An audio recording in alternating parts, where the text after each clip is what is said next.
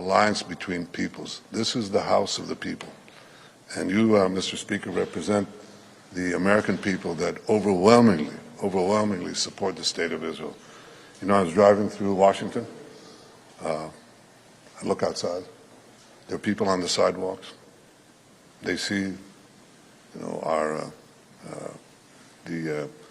limousines pass, and they all go like this. They all go like this.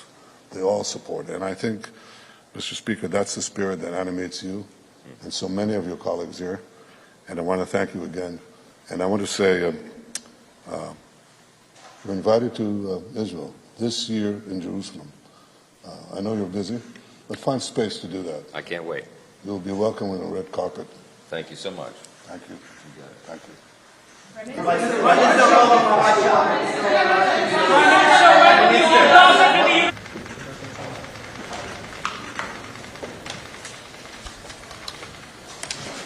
Good morning. I'm glad to see you all. We've been honored to host Prime Minister Netanyahu this week here on Capitol Hill to celebrate the remarkable progress over the past year and to renew, of course, our steadfast commitment to the U.S.-Israeli partnership.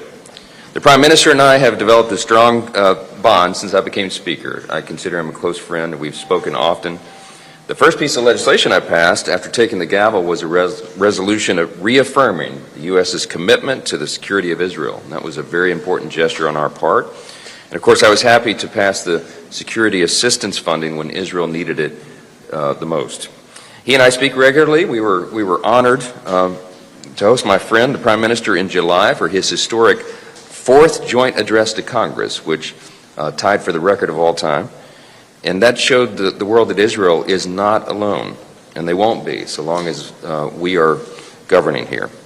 Today we discuss the special partnership that we have between these two countries, and I thank Prime Minister Netanyahu for his unrelenting commitment to making the region and the world a safer place amid really extraordinary challenges.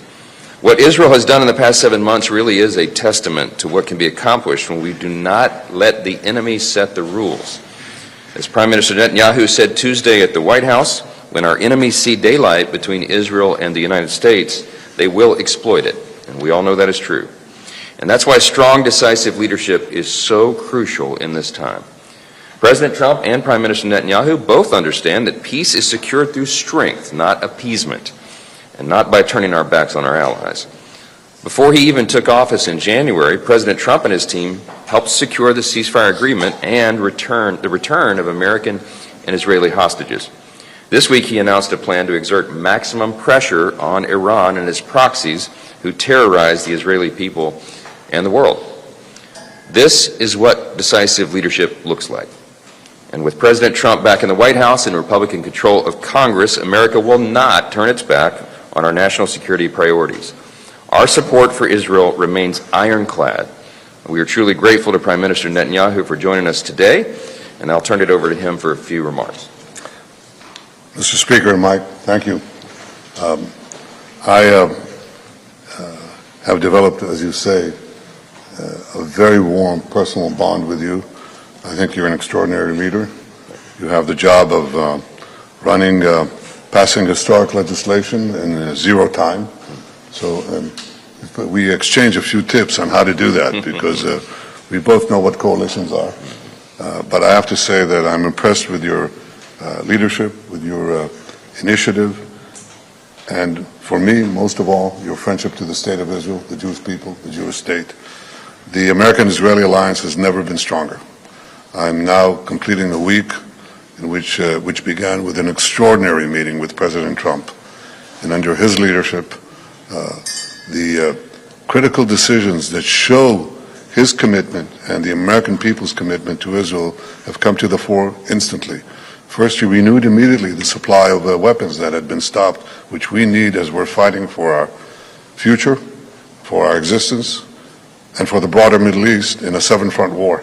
He immediately released those weapons. He issued yesterday these sanctions on this scandalous and corrupt organization, the ICC, that threatens the right of all democracies to defend themselves by themselves. And he's done so many things in the interim, just in 2 weeks. But I was deeply moved by the reception that we got, the substantive things that we discussed, making sure that Iran never,